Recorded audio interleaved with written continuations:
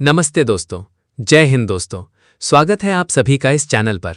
दोस्तों, देश भर के लाखों लाख केंद्रीय कर्मचारियों, 65 लाख से अधिक पेंशन धारकों, भूतपूर्व सैनिकों और परिवार पेंशन पाने वाले सभी साथियों के लिए आज का ये वीडियो बेहद महत्वपूर्ण रहने वाला है, क्योंकि आज के इस वीडियो में हम बात करने वाले हैं केंद्रीय कर्मचारियों और पेंशन धारकों की सैलरी, पेंशन, एरियर, महंगाई भत्ता, महंगाई राहत, 8वें वेतन आयोग, स्पर्श पोर्टल, ग्रेच्युइटी, लीव इनकैशमेंट और एडिशनल पेंशन से जुड़े उन सभी बड़े अपडेट्स की जो आने वाले समय में सीधे तौर पर आपकी जेब पर असर डालने वाले हैं। दोस्तों, आज की जानकारी बहुत ही महत्वपूर्ण है, इसलिए वीडियो को शुरू से लेकर आखिर तक बिल्कुल ध्यान से देखिएगा ताकि कोई भी जरूरी अपडेट आपसे छूट ना जाए। साथ ही अगर आप केंद्रीय कर्मचारी हैं, पेंशन धारक हैं, परिवार पेंशनर हैं या भूतपूर्व सैनिक हैं तो वीडियो को लाइक जरूर कर दीजिए और नीचे ब्लैक कलर के बटन को दबाकर चैनल को सब्सक्राइब करके रखिए, क्योंकि इस चैनल पर आपको सरकारी कर्मचारियों और पेंशन धारकों से जुड़ी हर छोटी बड़ी खबर, सही जानकारी और आसान भाषा में सबसे पहले देखने को मिलती है। दोस्तों, सबसे पहले बात कर लेते हैं महंगाई भत्ते और महंगाई राहत के एरियर को लेकर, क्योंकि पिछले कुछ दिनों से हजारों पेंशन धारकों के मन में यही सवाल चल रहा है कि आखिर उनके खाते में एरियर की राशि कम क्यों आई। किसी ने कहा हमें 2 रुपए कम मिले हैं, किसी ने कहा 3 रुपए कम मिले हैं और कुछ लोगों ने कहा कि 4 रुपए तक की कमी देखने को मिली है। ऐसे में लगातार लोगों के फोन कॉल्स और कमेंट्स आ रहे हैं कि क्या स्पर्श की तरफ से कोई गड़बड़ी हुई है, क्या सरकार ने पैसा काट लिया है, क्या दोबारा भुगतान होगा या फिर ये राशि वापस मिल सकती है। तो दोस्तों, आपको पूरी जानकारी बिल्कुल आसान भाषा में समझना जरूरी है ताकि आगे चलकर किसी भी प्रकार का भ्रम आपके मन में ना रहे। जैसा कि आप सभी जानते हैं कि केंद्र सरकार ने महंगाई राहत में 2% की बढ़ोतरी की है। पहले यह 58% था, जिसे बढ़ाकर 60% कर दिया गया है। इसके बाद स्पर्श द्वारा 4 महीने का एरियर भी जारी कर दिया गया, लेकिन यहीं पर बहुत सारे लोग कैलकुलेशन में गलती कर बैठे। उदाहरण के तौर पर मान लीजिए किसी पेंशनर की बेसिक पेंशन 35,975 रुपए है। अब अगर कोई सीधे 2% निकालता है तो राशि आती है 719 रुपए 50 पैसे। यहाँ लोग इसे राउंड ऑफ करके 720 रुपए मान लेते हैं और फिर 4 महीने से गुणा करके 2880 रुपए मान लेते हैं। लेकिन वास्तविक कैलकुलेशन इस प्रकार नहीं होती। सरकार सीधे 2% का गुणा करके भुगतान नहीं करती, बल्कि पहले पुराने महंगाई राहत यानी 58% के हिसाब से कुल राशि निकाली जाती है और फिर नए 60% के हिसाब से राशि निकाली जाती है।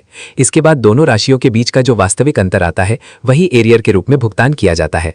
जब पुराने 58% की राशि राउंड ऑफ हुई और नए 60% की राशि भी राउंड ऑफ हुई तो वास्तविक अंतर 719 रुपए आया, न कि 720 रुपए। इसी कारण 4 महीने का एरियर 2876 रुपए बना। इसीलिए दोस्तों, यहां पर स्पर्श या सरकार की तरफ से कोई गड़बड़ी नहीं हुई है, बल्कि अधिकांश लोग पूरी कैलकुलेशन को समझ नहीं पा रहे थे। इसलिए आपको जो भुगतान किया गया है वो पूरी तरह सही और नियमानुसार किया गया है। आगे से अगर आपके मन में इस प्रकार का कोई भ्रम हो तो पहले पूरा हिसाब समझिए, उसके बाद ही किसी निष्कर्ष पर पहुंचिए। अब दोस्तों, अगली बड़ी जानकारी की बात कर लेते हैं जो कि ग्रेच्युइटी और लीव इनकैशमेंट से जुड़ी हुई है। बहुत कम कर्मचारियों और पेंशन धारकों को इस बात की जानकारी होती है कि जब भी महंगाई भत्ता बढ़ता है तो उसका असर सिर्फ सैलरी और पेंशन पर ही नहीं पड़ता, बल्कि ग्रेच्युइटी और लीव इनकैशमेंट पर भी पड़ता है।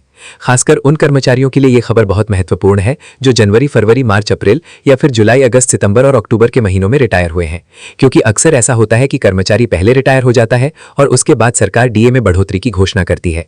ऐसे में शुरुआत में कर्मचारी को पुरानी डीए दर के हिसाब से ग्रेच्युइटी और लीव इनकैशमेंट का भुगतान मिलता है, लेकिन जैसे ही नया डीए लागू होता है वैसे ही उसकी दोबारा कैलकुलेशन की जाती है और जो अंतर बनता है उसका अलग से भुगतान किया जाता है। उदाहरण के तौर पर मान लीजिए कोई कर्मचारी जनवरी 2026 में रिटायर हुआ। उस समय डीए 58% था, इसीलिए उसकी ग्रेच्युइटी भी 58% के हिसाब से बनी। लेकिन बाद में केंद्र सरकार ने जनवरी 2026 से ही डीए 60% लागू कर दिया। अब क्योंकि नया डीए उसी अवधि से लागू हुआ है, इसीलिए उस कर्मचारी की ग्रेच्युइटी और लीव इनकैशमेंट दोबारा कैलकुलेट की जाएगी और जो अतिरिक्त राशि बनेगी उसका भुगतान अलग से किया जाएगा। कई मामलों में ये अंतर हजारों रुपए तक पहुंच जाता है। लेकिन दोस्तों, यहाँ सबसे महत्वपूर्ण बात यह है कि ग्रेच्युइटी का भुगतान तो कई बार ऑटोमेटिक अपडेट हो जाता है, लेकिन लीव इनकैशमेंट कई बार विभागों द्वारा अपडेट नहीं किया जाता। इसलिए अगर आप हाल ही में रिटायर हुए हैं तो अपने पीपीओ, बैंक रिकॉर्ड और विभागीय दस्तावेजों को जरूर चेक करें। ये देखें कि क्या आपकी ग्रेच्युइटी दोबारा रिवाइज हुई है, क्या लीव इनकैशमेंट की राशि अपडेट हुई है और क्या बढ़े हुए डीए का लाभ आपको मिला है। अगर किसी प्रकार की कमी दिखाई देती है तो तुरंत अपने रिकॉर्ड ऑफिस या संबंधित विभाग में आवेदन कीजिए, क्योंकि यह आपका कानूनी अधिकार है।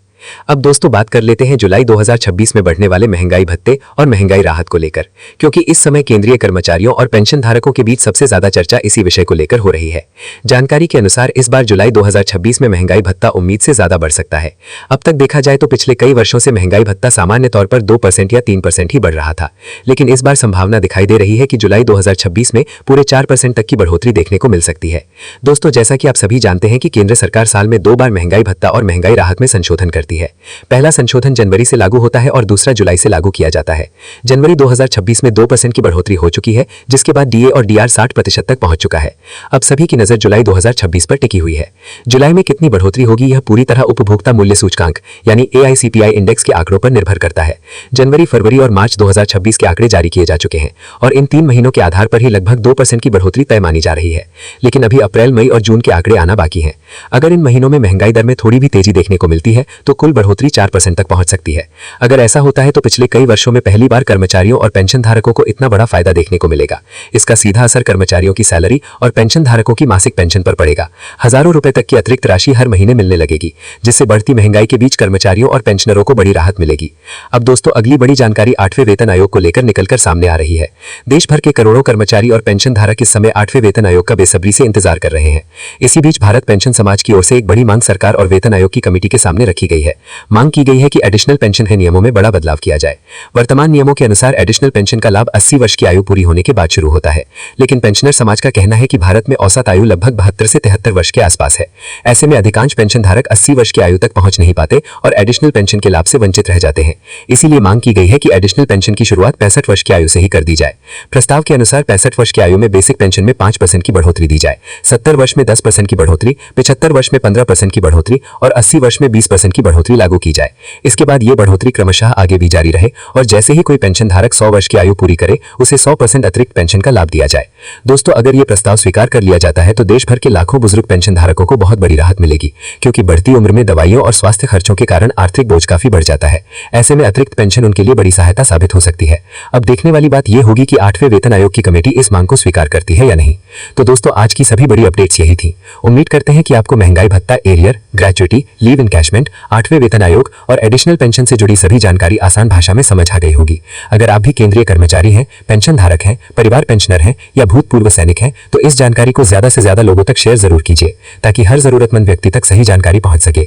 वीडियो पसंद आया हो तो लाइक जरूर कर दीजिए और चैनल को सब्सक्राइब करके बेल आइकन दबाना बिल्कुल न भूलिए, क्योंकि आने वाले समय में भी हम आपके लिए इसी प्रकार की महत्वपूर्ण और बड़ी अपडेट्स लेकर आते रहेंगे। धन्यवाद। जय हिंद, जय भारत।